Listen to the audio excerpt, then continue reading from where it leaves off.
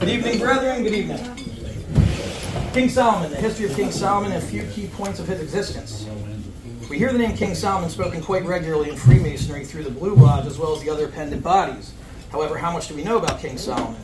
I decided to go on this path to further my understanding about our beloved Grand Master, as well as be aiming to provide a quantified and concise outline of the history, fact, fiction, and also some of the esoteric side of our beloved Master.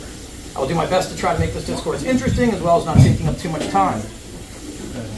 One thing I've learned in my travels thus far in Freemasonry is that we have different walks of life throughout our organizations. I say this in the meaning that people are different in the aspects of age, race, religion, social, financial, and political standings are welcome to apply for membership and are able to exist in the fraternal bodies currently. It's one of the amazing things that has made us so unique, as well as providing an opportunity for diversity to flourish in the bounds of an ancient structure of guidelines that consists of dedication, deliberateness, discretion, moderation, strength, as well as humility. First part of this discourse will be on the history of King Solomon and a few key points about his life and times. Second part of this discourse will be on myths, speculation, and a slight esoteric point of view on King Solomon. So, to start. Solomon, also known as Jedediah, was born in Jerusalem and was born second child to his father King David and his mother Bathsheba. Before we get into the birth of Solomon, we need to take a glance at his father David and his mother Bathsheba, as well as the husband of Bathsheba, Uriah the Hittite. Get ready for the soap opera. Uriah the Hittite was an elite soldier in the army of King David, and he was the husband of a woman known as Bathsheba. While Uriah was serving in King David's army abroad, King David from the roof of his palace one day looked down on the city and spied upon Bathsheba bathing in the privacy of her courtyard. Moved by lust at the sight of her beauty and elegance, David called for Bathsheba to be brought to him in order to quench his thirst of lust that he must have felt for her. She became pregnant after the adulterous act and conceived a son. In an effort to hide his misdeeds, King David called her husband Uriah home from war, hoping that he and Bathsheba would have intercourse and that he would be able to pass the child off as belonging to Uriah. However, Uriah, being a disciplined and dedicated soldier, refused to visit his wife for a conjugal visit while he was home.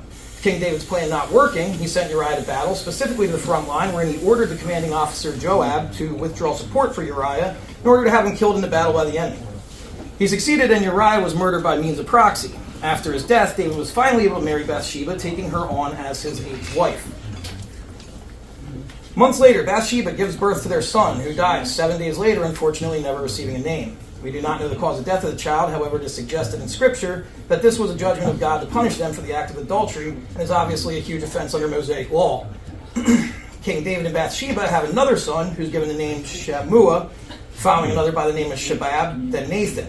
Nathan is the only son that Bathsheba is permitted to name. Nathan becomes a prophet and is also speculated to be Mary Magdalene's father. Last but not least, we have Solomon. The order of the births is a controversial topic because the Bible states Solomon was the second child born, as well as stating he was the fourth child born. There is also evidence of approximately 6 half-brothers from different mothers, which is really not pertinent to this current discourse.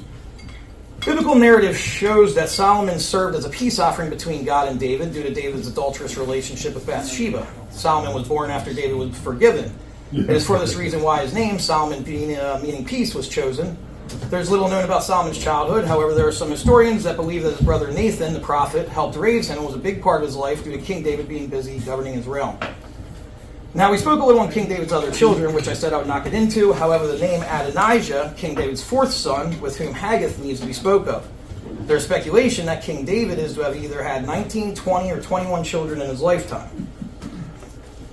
While King David was on his deathbed, the court factions were maneuvering for power amongst the empire. In anticipation of his father's imminent death, Adonijah invited his brother princes and the court officials to a solemn sacrifice in order to announce his claim to the throne. Notably, he did not invite Solomon nor any of his supporters. Now the prophet Nathan, Solomon's brother, seeing this, assumed that Adonijah will quietly move to eliminate any rivals or oppositions of him taking the throne. Nathan decides to inform his mother Bathsheba about Adonijah's claim to the throne and reminds her that King David promised the throne to his brother Solomon.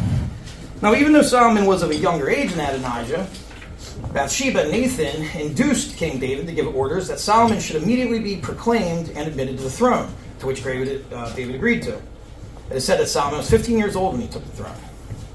Now, a word that gets used often in explaining the beginning of Solomon's reign would be purge. I would assume that reason why is that multiple people are put to death and there's a consolidation and appointing of adversaries throughout the administration, including religious positions as well as civic and military posts. On the brink of death, David told Solomon to have Joab killed, citing Joab's past betrayals and being responsible for and guilty of spilling much blood.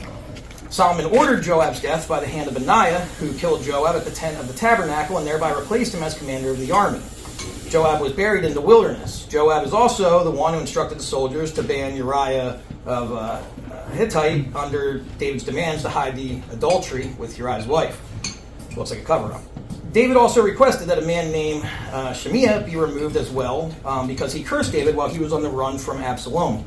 Shimea was consequently slayed. Some historians believe that Shimea was Solomon's teacher and was the one who prevented Solomon from marrying foreign wives while he was still alive. Adonijah, Solomon's older brother, is also put to death when Solomon feared that Adonijah could be conspiring to take over the throne after winning the support of his mother Bathsheba and pleading to marry a woman who had strong ties to their father David. So Solomon greatly expanded his military strength, especially the cavalry and chariot arms. He founded numerous colonies, some of which doubled as trading posts and military outposts. Trade relationships were a focus of his administration. In particular, he continued his father's very profitable relationship with the Phoenician king, Hiram of Tyre. And Hiram and David were in such allegiance together that David even constructed a palace for Hiram in the city of Jerusalem. Now that David had passed and the relationship with Hiram of Tyre was flourishing with Solomon, they decided to set out joint expeditions to the lands of Tarshish and Afur to engage in the trade luxury products, importing gold, silver, sandalwood, pearls, ivory, apes, and peacocks. Solomon was considered the most wealthy of the Israelite kings named in the Bible. According to the Hebrew Bible, the ancient king of Israel gained its highest splendor and wealth during Solomon's reign of 40 years. In a single year, Solomon collected tributes amounting to 666 talents of gold, which is the weight of 18,125 kilograms, equivalent to 39,683 pounds, with an estimated current worth of 1,190,490. Israel enjoyed great commercial prosperity, with extensive traffic being carried on by land with Tyre, Egypt, and Arabia, and by sea with Tarshish, Ophir, and southern India. Solomon is described as surrounding himself with all the luxuries and the grandeur of an Eastern monarch. His government prospered, and while Hiram, king of Tyre, greatly assisted him in numerous undertakings. Outside of the military strategy and the wealth that he obtained and created, King Solomon is known as the wise king in the Bible. He has been said to once have made a sacrifice to God, and God later appeared to him in a dream, asking Solomon what he wanted from God. Solomon asked for wisdom in order to better and rule guide his people. Please, God personally answered Solomon's prayer, promising him great wisdom because he did not ask for self-serving rewards like long life or the death of his enemies. Perhaps one of the best known stories of Solomon is the wisdom and the judgment of Solomon. This is where two women each lay claim to being the mother of the same child. Solomon easily resolved the dispute by commanding the child to be cut in half and shared between the two. One woman promptly renounced her claim, proving that she would rather give the child up than see it killed. Solomon declared that woman who showed compassion to be the true mother of the child. Solomon has traditionally been considered the author of several biblical books, including Proverbs, Ecclesiastes, and Song of Songs. He's traditionally ascribed authorship of the Wisdom of Solomon, which is included in the scriptures of the Eastern Orthodox and Catholic Church, but is considered apocryphal in Protestant traditions. Solomon historically had 700 wives and 300 who are described as being princesses from foreign kingdoms. I myself have found it a bittersweet challenge to please one woman, let alone 1,000. He has also marries the Pharaoh's daughter, which was a big deal at the time and whose name is never revealed in biblical history, but the marriage is said to have been done for political reasons. Solomon was notorious for allowing his wives to build shrines, import national deities, as well as even build temples to worship the gods of their faiths. He also builds a relationship with the Queen of Sheba, who is described as bringing in gold, spices, and precious stones, and him giving her all of her desire, whatever she asked, and she left satisfied. This will be further discussed in the second section. Now let's get into what we as Freemasons talk about the most in this subject, being the temple and the construction of the temple. David, King Solomon's father, was already acquiring material to build a temple for Yahweh and the Ark of the Covenant. He was considered not worthy due to his adulterous act with Bathsheba. Solomon is the one chosen by God to undertake the construction of the temple with the assistance of an architect, our beloved master Hiram of Bith, and Hiram of Tyre, supplying the different materials used in creation of the temple. In the biblical narrative, after the completion of the temple, Solomon is described as erecting many other buildings of importance in Jerusalem. There is speculation that he spent 13 years constructing a royal palace on Ophel, which is a hilly promontory in central Jerusalem. This complex supposedly included the house of the forest of Lebanon, tall cedars, the hall or porch of pillars, the hall of the throne or the hall of justice, as well as his own personal residence and his wife's personal residence. Along the buildings that were erected, Solomon also had a throne that was said to have been able to move around mechanically and was a modern marvel for its time. He is also famed for creating waterworks for the city, and Milo, which historians are still sure of its nature, I'm sure of it. Some claim it to be a tower citadel, others being a wall or stone building. Regardless, it is known to being a reference to a militarized structure of sorts. Solomon is also described as rebuilding cities elsewhere in Israel, creating the port of Ezion Geber and constructing Palmyra in the wilderness as a commercial depot and military outpost. Now, the most acclaimed downfall to King Solomon's reign was that by allowing his wives to practice their own religions and having shrines and temples built for them, that they led him astray and began to worship those gods. He began to worship those gods, which led to his misfortune and punishment.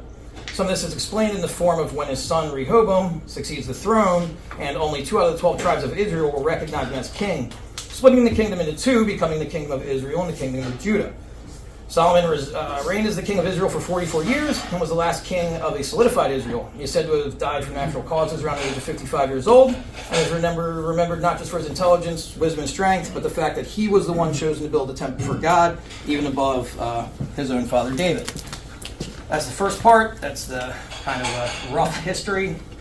Cool, man.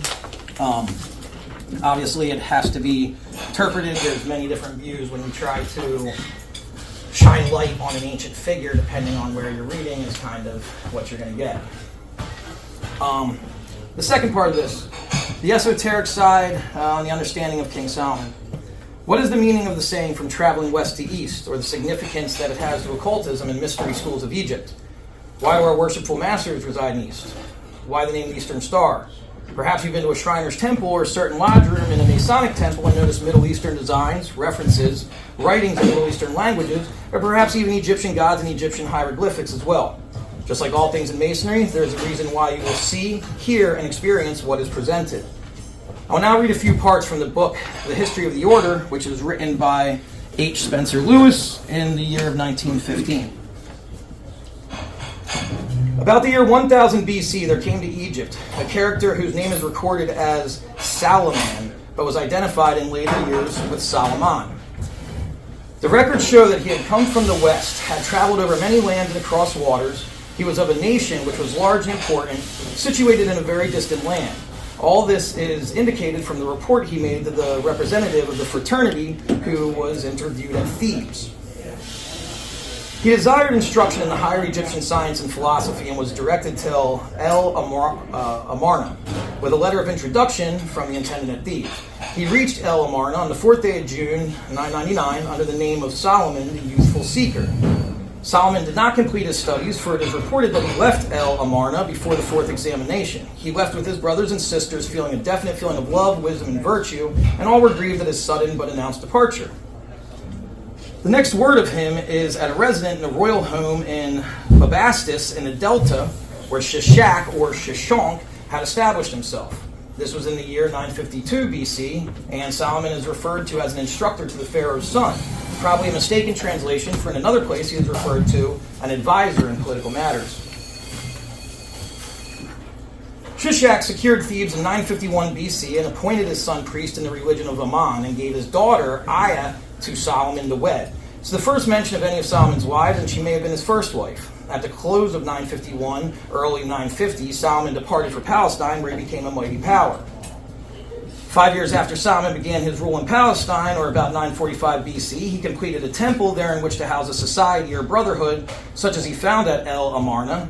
An examination of the plans and cross-section view of the Solomon's temple show it not only to be typically Egyptian in architecture and decoration, but copied after the mystic temple of El Amarna. So that's kind of a little bit of a different take, that story, or however we want to word it, that Solomon went to the ancient mystery schools of Egypt. He learned ancient mysteries. He came back and he started the temple, which therefore kind of led into us as being Masons and part of that same group. Now, staying on kind of the esoteric topic, there's 3 other books that are written about King Solomon that claim he either wrote them or they were compiled from his writings. All 3 of these books are considered to be pseudepigraphical grimoire attributed to King Solomon. Pretty much a bunch of writers don't know who wrote it, and also how valid is it. The Testament of Solomon, the Lesser Keys of Solomon, and the Higher Keys of Solomon. These books are speculated to have been compiled during the Italian Renaissance period, claims of them being much older. I'm not going to go too far into these books, but in the Testament of Solomon, it is explained that he enslaves a series of demons, jinns, or nefarious entities by touching their chests with his signet ring and speaking an invocation to God. Each entity or group of entities are given specific tasks in the creation of the temple. Each entity has a corresponding angel that is mentioned to be an irritating factor in their existence. Each entity also has a specific deviant job that parallels most sins and immoral conduct. They all have names and they are all numbered by the order of their entrapment. I will not be listing or speaking their names for a couple of different reasons. However, if you choose to further your study on this topic, you will find some very familiar names from the Bible and other ancient texts. It sounds kind of oxymoronic to use nefarious entities to build something for God or the house of God. Perhaps it's a metaphor of overcoming sin and bad doing using discipline and furthermore construction. I'll give a quick synopsis of the other two books mentioned. In the Lesser Key, it lists several hierarchies of demons and angels alike, explaining the connection of the movement of celestial bodies and hours, but also instructs on the use of symbols, seals, amulets, and engravings. In the Greater Key, it contains instructions for summoning spirits, creating talismans, and even performing exorcism. That's the kind of thing that you're into. Now, to touch on the Seal of Solomon, or the famous signet ring that he wore, and which is a huge topic of discussion in the occultist world, the symbol of the ring is a pentagram or hexagram and is said to be the predecessor of the Star of David, also becoming a huge symbol in mysticism and occult science around the world, a triangle facing up and a triangle facing down, as above, so below. As for the origin of the ring, there are quite a few different stories that explain its existence going back to the 1st century. It is a legend that King Solomon was able to use the ring to control demons, jinns, elementals, and allow them to talk to animals. It's pretty interesting. As Masons, we also venerate the wearing of rings. So maybe there's a connection. Then this discourse on a bit of a lighter note, I'd like to circle back to King Solomon and Queen Sheba's relationship. I'd like to recognize the first time I ever really heard about King Solomon was in a song by the reggae artist Bob Marley. On my juvenile path of fun, frolic, and friendship, I was always interested in theological studies, which led me to stumble upon Rastafarianism, which is a religious culture in Jamaica that follows Mosaic law. They believe that the last emperor of the Ethiopian Solomonic dynasty, Haile Selassie, who passed to transition in August 27, 1975, was in fact Jesus reincarnated. Selassie ties their roots to being directly descendants of Queen Sheba and King Solomon, which is incredible because of the story of Queen Sheba visiting King Solomon and her leaving fully satisfied, and Solomon's track record with the ladies, it's not surprising she might have left pregnant. Her son, Menelik, is said to have traveled back to Jerusalem when he reached a certain age to meet his father, King Solomon, and possibly help him run the empire. Menelik, at some point, decides not to stay in Jerusalem and leaves with somehow attaining the Ark of the Covenant. There are stories that it was stolen, as well as stories of King Solomon giving it to his son to take back to Ethiopia in order to guard it. Very off topic, but for those that are Scotch Rite Masons, you might be astonished to learn, too, that there's talk of the Scotch Rite existing in Jamaica around 1762 to 1763. This concludes my discourse.